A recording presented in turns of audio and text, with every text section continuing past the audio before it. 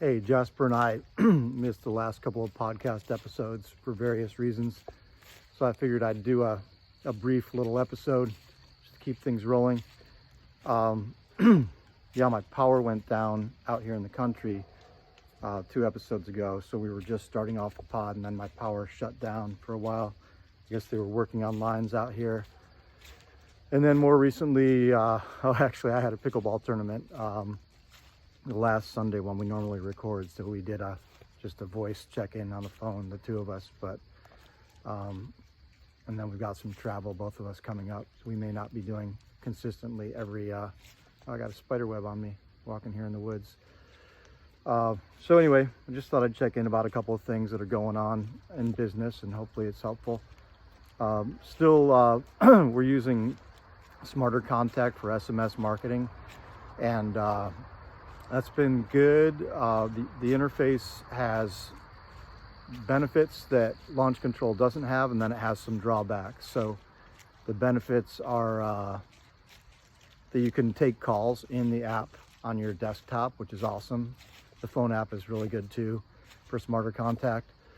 But you can receive calls and you can make outgoing calls and look at the lead info while you're doing it in Smarter Contact, which is great. They don't have that in Launch Control.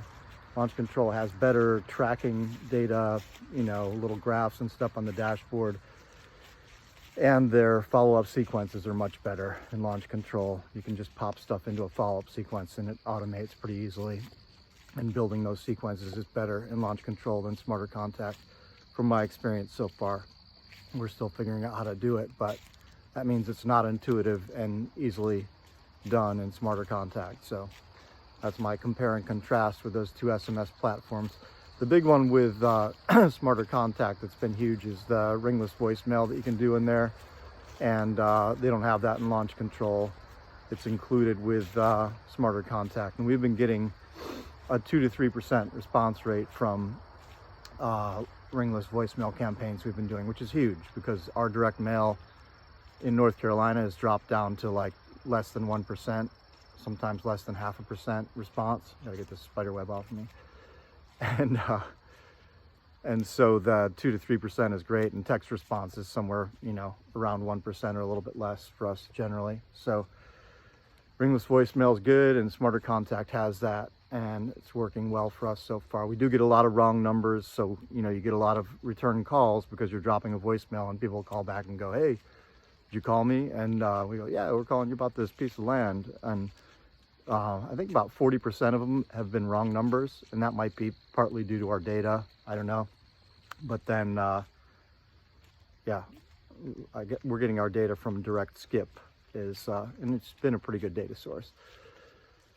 So that's the SMS piece and marketing.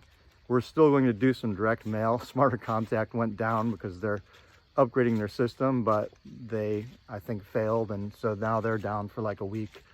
So then we're over a barrel again with not any new incoming leads. So that's a lesson in making sure that you diversify your marketing channels. You can use cold calling, which Jasper uses a lot. You can use SMS, RVM, direct mail. Some people use click, pay-per-click, internet marketing, Facebook marketing, whatever.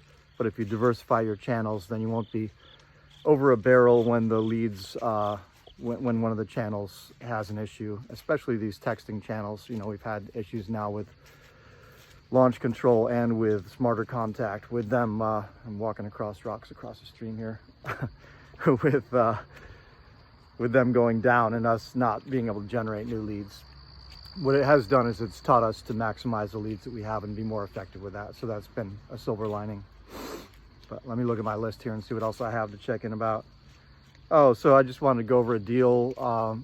We sold a deal this last week in a day. We got the deal under contract, and then we did what we call our post-contract review, which is where we check and make sure there aren't any liens or easements or any issues that we might have with closing the deal. We've got a process that we use, and then once we cleared that within our system with our team, We put it out to a buyer who's a VIP in the area where we got the deal, and he bought it the same day.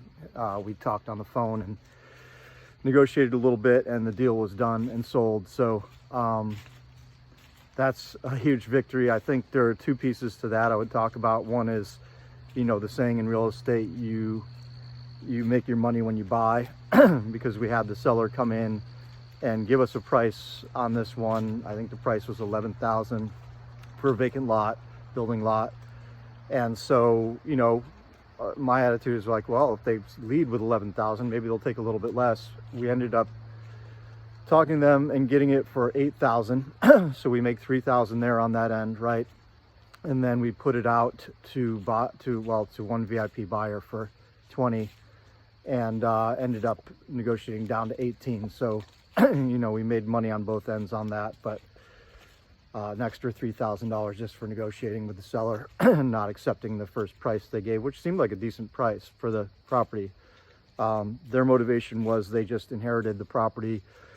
It's multiple family members owning the property together. Sounds like they don't really need the money, so they're just, you know, letting go of the lot and cleaning up the estate.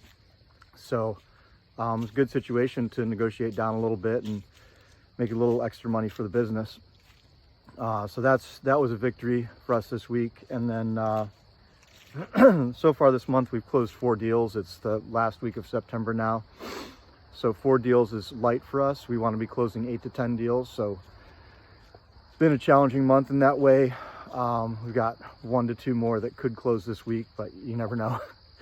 And one of the issues we've had is some heirs issues. We had one property with you know, title and heir issues. One property, we could not find one of the heirs, one of the potential heirs of the property. There was no will. So you get a lot of properties where with intestate situations when there's you know, there's no will, and then you have to go through the family tree and see who could possibly have a claim to the property, and then you have to contact all those people and get them to sign a quitclaim deed, or get people to sign affidavits about the ownership in the family tree. So it becomes a big process. And we had one of those, and we could not track down this last heir. He's probably dead. He hasn't been seen for decades, and the family's tried to find him. But because of that, we couldn't get a clean title, and we couldn't convey that property to the buyer. So try and do your work on finding out, you know, ask your sellers if they own the property outright. If they don't own the property outright, if there was a will or not. Ask them if they know, you know, their family tree and know everybody who has a claim to the property. You know, these things up front, whatever you can find out is really going to help you down the road. And now we've got a buyer who's angry because he can't close on the property because we couldn't give him clean title, and he wants us to go do a court order to get the title cleaned, and there's no guarantee that's going to work. So this deal may be dead. That was one of the ones that was supposed to close this month, and we have another one that's similar where we don't have a clear family tree. We do have, you know, people who will sign affidavits as to the family. We have a title abstractor working on it now. We might be able to still close that one, but it's just, I mean, I can go into, we could probably do an episode on heirs and title issues and everything we've learned, and just to try and help people out. So if that sounds like something you'd be interested in, put it in the comments, and we'll try and do an episode on title and heirs, and making sure you do everything you can do to close a property. Oh, so yeah, one other thing I was going to mention about the earlier topic of with the diversifying your marketing channels is, I was just going to mention a couple of direct mail companies. One that I've used since we started the business is REI Print Mail, and they're really good. They have reps there that will help you put together your campaigns, choose the best letter format, all that stuff, look at your stats with you. So those guys are good. And then I'm trying another one this week when we're going to send out more direct mail. I'm going to try one called Yellow Letter Shop. And what I like about them is that you can just hop online and put in all your stuff and fill it out really easily. With REI Print Mail, their user interface on their website's not super user-friendly for me. I always have to get a rep in there to help me put the order together, just send it to them on email and have them help me do it. So those are two companies for direct mail if you're looking into direct mail. We spend about 65 cents a piece just for a basic letter. You can spend more than that. A lot of people now are doing these fake checks. You know, I've heard that that's a popular thing from my rep at REI Print Mill, where it looks like a check, you know, and then you open it up and it says, we're ready to make this a real check, you know, and you put a basic offer amount in there. But I guess people are having success with that with land.